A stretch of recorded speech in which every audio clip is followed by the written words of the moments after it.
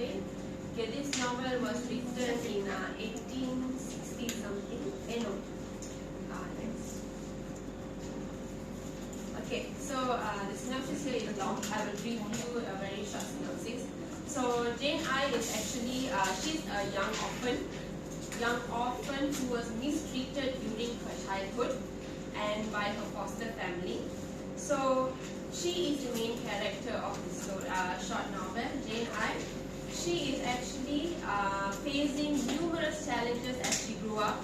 As I said, her foster family mistreated her and she was not well educated when she was young. She did not get any proper facilities as she was young. But she embarked herself, she made herself worthy as she was growing up day by day. Okay, so the synopsis of the story is actually Jane she somehow escapes from her foster family. She finds her way to Thornfield Hall. Okay, this is a place in England in this story, Thornfield Hall. She becomes a governess there. Do you all know what is a governess actually? No, a governess means can be known as a teacher. Okay, a lady who educates children is called as a governess. But now we call ourselves as teachers because the term governess is being outdated.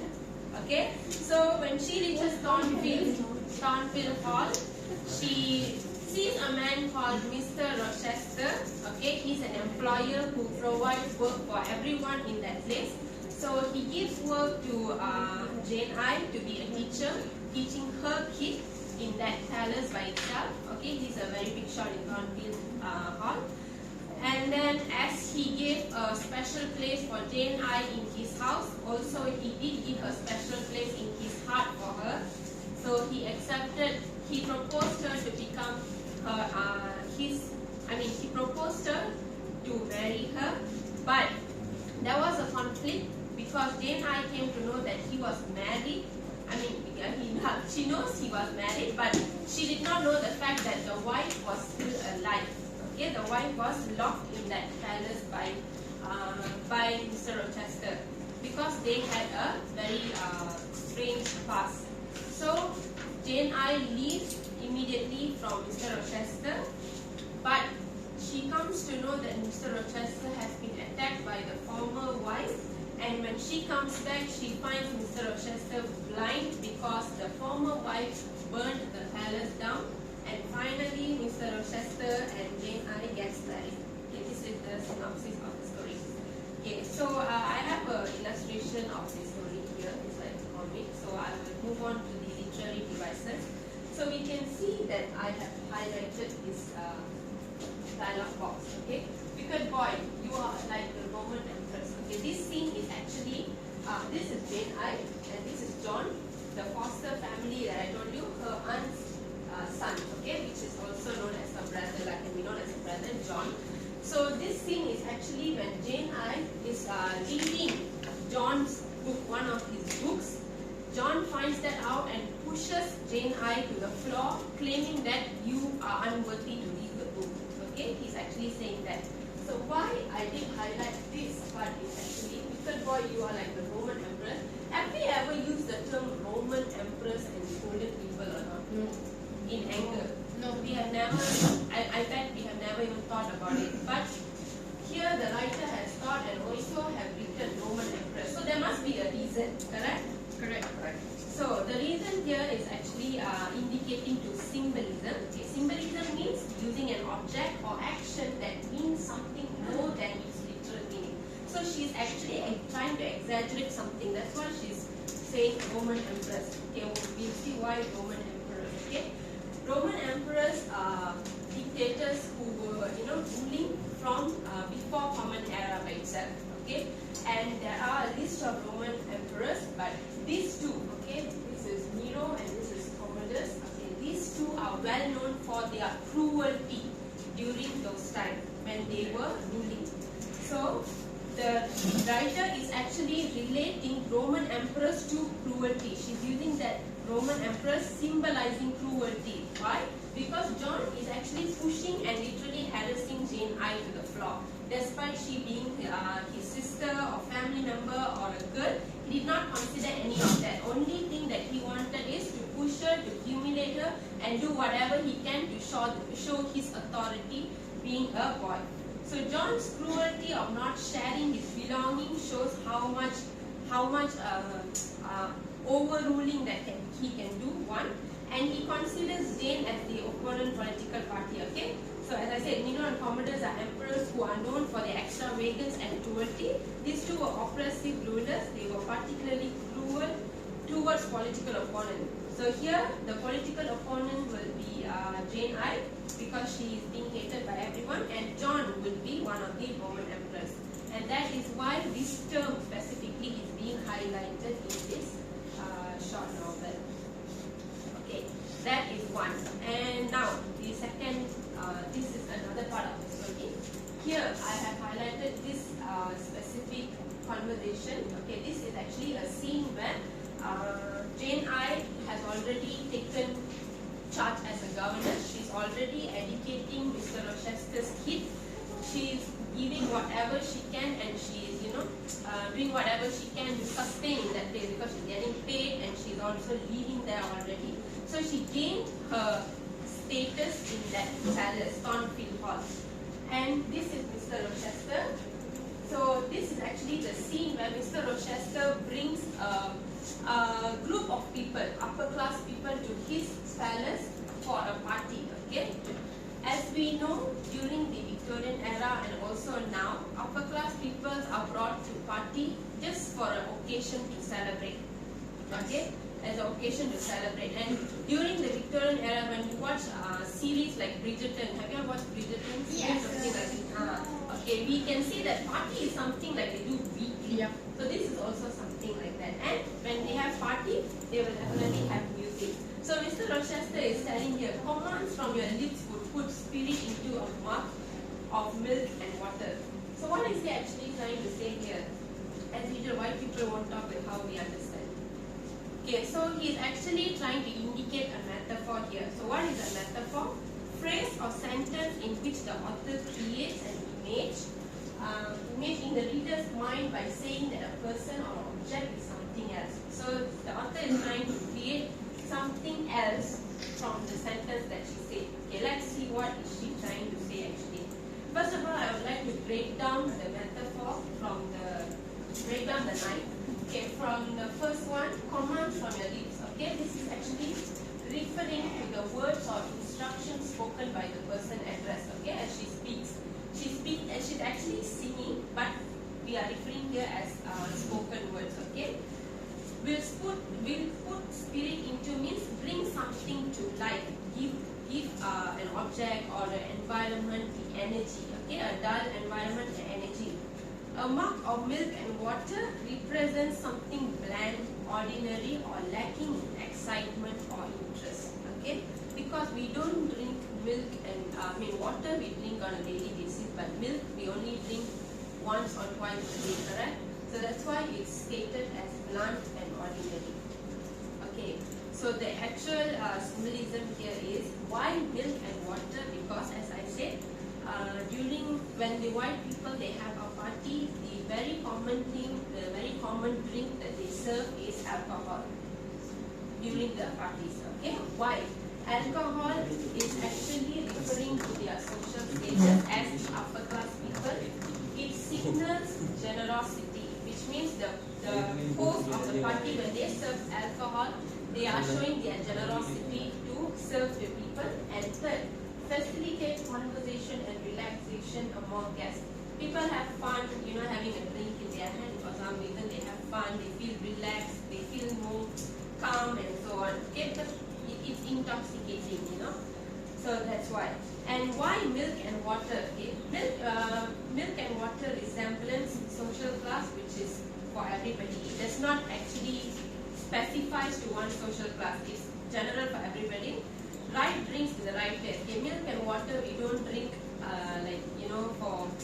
when you go to a party or a dinner or lunch date or something, we don't prefer to drink water. People who prefer will prefer, but other than that you prefer to drink juice or something else. So milk and water is actually something that you drink at the right time in the right place and facilitates more formal environment. Okay, so as the conversation before this, commands from your lips would put spirit into a mark of milk and water. Okay, milk and water here is being stated to show that this is a lively party. Okay, so when Jane I is actually singing, okay, from this part you can see she's actually singing, and Mr. Rochester is trying to introduce her to the public. So what is he trying to say by this phrase is actually when Jane I starts singing or speaking, no matter what she does, she can just bring energy. She can make that place lively even though without alcohol. Wow. So he's actually trying to say that if I serve you drinks like milk and water also, a blunt drink like that, Jane I singing or the way Jane I speaks can give you a fun and intoxication. So that is more than enough for Jane I. He's actually giving a praise to her here through that phrase. Okay, so I guess that's all, and I will pass it to the next presenter, Muhaimin. Thank you, everyone. Today we're going to talk about Lady of the Dog. It is a short story written by Anton Chekhov. So I'll be critically analyzing this short story based on my interpretation or my reader response. Okay, let's see about the summary. So the summary, I have divided it into 3 parts to let you have a clear view of the story. Pay attention to the transition. Okay, so here we have Yalta. Yalta is actually a place in Crimea, a place in Ukraine. So it is where the 2 protagonists meet, Dmitry Gurov and Anna Sergeyevna. So both of them are married, but for Dmitry, he frequently engages in infidelity, or he frequently cheats to his wife. But for Anna, this is the first time she cheats. So they were vacationing in Yalta, they were having a holiday. So initially it was just another woman or another forbidden relationship for Dmitry. But the further they get into the relationship, the further they get into a deeper emotional connection. Means the deeper they are in love. This encounter challenges Dmitry's cynical view of love and introduces the theme of forbidden passion. Precision. Wow. Spend a lot of time, so you have to also. Okay. Next we have it in Moscow. Moscow is a place in Russia. So as it is where Gurov lives with his family. So as the affair progresses, Gurov returns to his normal life in Moscow. But even in Moscow, he frequently thinks about Anna. So even with his children and wife, he just couldn't keep himself from thinking about Anna. He longs for her because he loves her. Alright. Next we have, let's move. Okay, next we have Anna's hometown. Anna's hometown is not stated specifically in the story, but I would assume it's in maybe Ukraine or Russia. Okay, so Dmitry, this is where Dmitry goes to her hometown, goes to Anna's hometown in order to rekindle his love with Anna. So it turns out that this feeling was reciprocal. Means Anna also felt the same thing about Dmitry. So she also expresses that she cannot forget about him.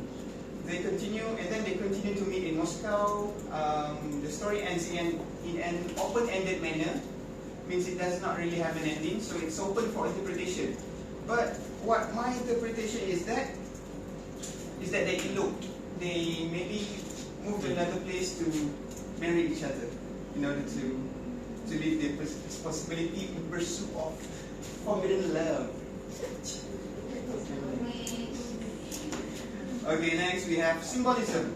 The other symbolism that I'll be talking about first is the dog. The dog is owned by Anna, which is why the title is Lady with the Dog. It's a white Pomeranian dog. So white is the key item here. It symbolizes purity, which is why the dog symbolizes Anna's innocence or purity. So Anna keeps her dog by her side early in the story. Why? Because this symbolizes that she was innocent in the early of the story. Okay. And then her encounter with Burov somehow awakens her desire for freedom.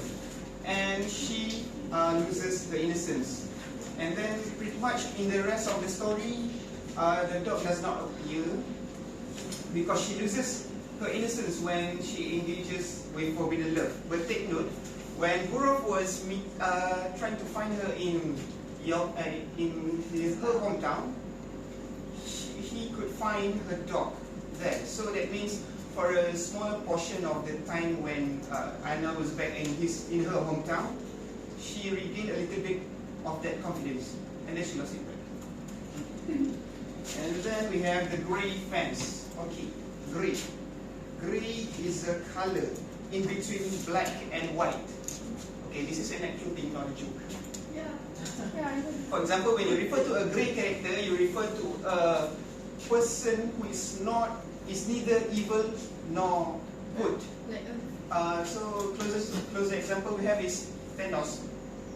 He is trying to kill half of the world, but in doing so, he aims to save the world. Yep. So he's a great character, quite ambiguous. He's not evil, or he's not good either.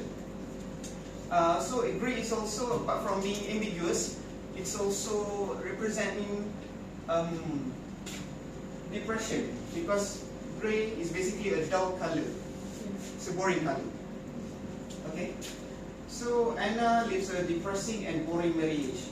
She said to Burov once that there must be a different sort of life. I said to myself, I wanted to live. So what it means is that she does not want to be in her marriage because it's depressing, boring, and she wanted to live a different life. So the fans of prisons also colored grey, right? So Anna is imprisoned by her marriage. She is entrapped by the boredom of her marriage. Ambiguity, why I say that the fence represents ambiguity is because she is uncertain with her love, with whom she should love, either to be with the responsibility with her husband, or to pursue the greater love with Dimitri. It's a greater love, but it's also forbidden. So Dimitri also loathes or hates the fence because he said that one would run away from a fence like that. This is probably because he does not want Anna to be depressed. Okay, next we have irony. Okay, there are two types of irony in this story. First we have Dimitri's view, and then we have Anna's appearance. So let's talk about Dimitri's view first. Okay, at the beginning of the story, we can see that Burov is depicted as a womanizer who views women as mere objects. He does not even love his wife. But as he engages in forbidden love with Anna, he experiences an intense emotional awakening. He finally realizes what it means to love someone, because it is something that he has never felt before. So he begins to understand love and relationship, and this transformation or character development is ironic, considering he was initially dismissive towards women. Next we have Anna's appearance. So, like I said before, she was accompanied by her dog early in the story, and therefore she is presented as pure and innocent. But somehow her involvement with an extramarital affair contradicts this pure image.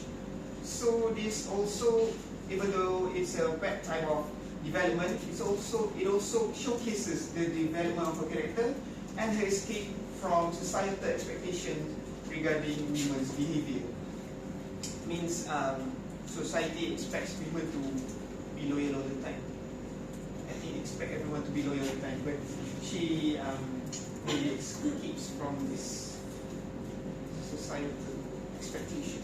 Okay, next we have imagery. Okay, next we have imagery.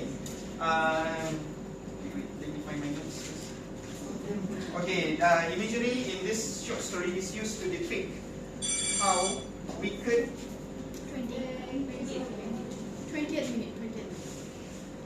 how wicked and how dismissive Gurov is. Okay, next, first we see how Gurov's wife is represented by Gurov himself. So he depicts his wife as tall, erect stature and with dark eyebrows. So even though he has a quite beautiful wife, he views her as intelligent, even though she is intellectual. So those things are actually apart. Actually, you can become intelligent, you can have a degree, you can still be stupid. Agree. Okay, next we have Yalta, Crimea. Yalta in Crimea is depicted in this story as a very beautiful place. They walked at the top of the strange line on the sea. The water was of a soft, warm lilac hue. And there was a golden streak from the moon upon it. They talk of how sultry it was after a hot day. So this is to symbolizes the beauty of their love, because the love was first blossomed in Yalta. And then we have language. So for language, I want to emphasize on dialogue. The dialogue in Lady with the Dog is quite natural and reflective of everyday speech patterns. For example, the dialogue between the characters feel authentic and true to life. This is because they include pauses, hesitance, and interruptions to the dialogue. So let's say if it was just a basic narration instead of a dialogue, I don't think this story could be elevated. I mean, I don't think this story is able to capture their love, their guilt when engaging in such forbidden love. So through dialogues, the characters can reveal their thoughts, can reveal their feelings and motivations, emphasizing an intense emotion of love and frustration that the characters feel. For example, there was once a dialogue from Anna, and here I have been walking about as though I were dazed, like a mad creature. And then there is an ellipsis, means a pause, and now I have become a vulgar, contemptible woman of whom anyone may despise. Okay. So that's all for my reader response criticism. Let's move on to the next presenter. Okay, so I shall continue. It's a short story of Times Married by Najwa Yusufi. So actually Najwa Yusufi is an Indian and her father is Afghanistan. Alright.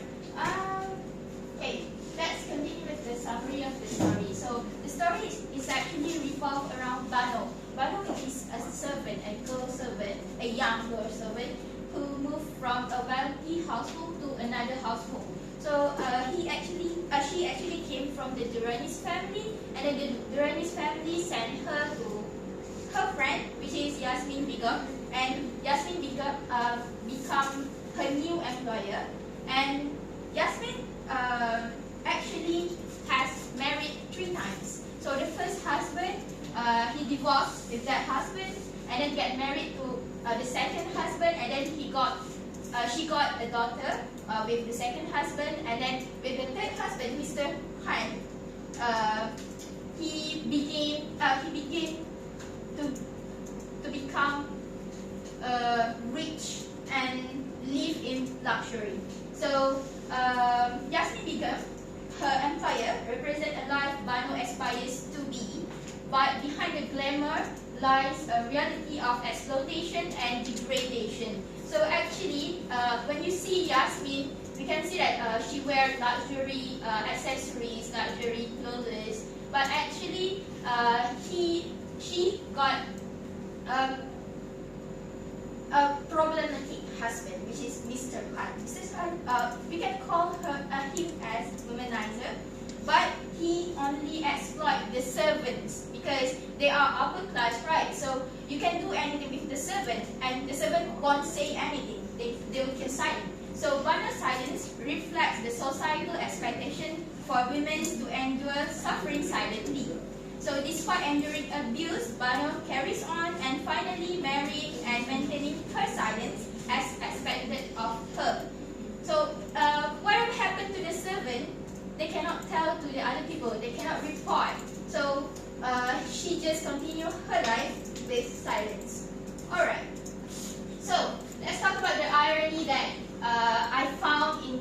short story. So the first one, Yasmin Begum's pursuit of titles and luxury, which Bano admires, is actually contrast with the emptiness and suffering within her relationship with her husband. And Bano's journey from one affluent household to another is actually ironically leads her to experience abuse and exploitation as a servant. And it is highlighting the disparity between outward appearance and inner reality. When you look at the house, you can see that, oh, that's a luxury house, it's so big, but we won't know whatever happened inside that house. And next, Mrs. Han's disdain for the Duranese standards, which is they talk about the Duranese husband, while she actually mistreats and belittles Bano, reflects the hypocrisy and a lack of self-awareness. Actually, Yasmin also facing the same problem as Duranese, which her husband is actually cheating with her. So here, extracted from the short story, says Mrs. Han, Rex, you know your foolish husband will always see her, and God knows who else, says Mrs. Han. But actually, her husband also actually do the same thing as Duranese husband. And next, the irony, Bano's obedience and silence, which society expects from her, because she is a servant, she is the lower level in the hierarchy, ultimately perpetuate her own suffering and oppression. So, 3 years after that, at the end of the story, Magu Bibi did what was expected of her as a servant. She married me off, and I did what was expected to me, which is I kept silent. Alright, so the imagery from the short story, the first one that we can see from the short story is the kitchen scene. So it tells in the kitchen scene where Bano kneading the dough in the large kitchen alone, which is creating a sense of domesticity and routine of a servant. So while it's also symbolizing her labor and servitude. So she's a servant. So all she needs to do is to serve the employers. So in the point of view of Bano, she needs to abide her employer's request. So Mrs. Han's request is where he gestured to Bano, sit down on the floor beside him, and then you need to rub my thigh, you need to rub my leg. So you can see that her employer, Mr. Han, is actually abolishing his power to the servant. Alright. So the next imagery is blood on the sheets. So when we read blood on the sheets, on your bed sheet, so you know what happened, right? Yes. Okay, so Mr. Han Mosquito abused her servant, which is Bano. So the imagery of blood staining Bano's sheet after her encounter with Mr. Han conveys the physical and emotional trauma she endures silently. So actually in a relationship, mostly the girl, the women experience the sufferings, and men's, what do they have? Satisfaction. That's all. Okay, and the imagery of dancing bear. So Bano reflects on herself from her journey becoming a servant. She says that I'm just like a dancing bear. I'm chained I am chained to the servitude, which is evokes a sense of resignation and powerlessness. That when you go to the circus, the animals are chained, right? So you can do nothing.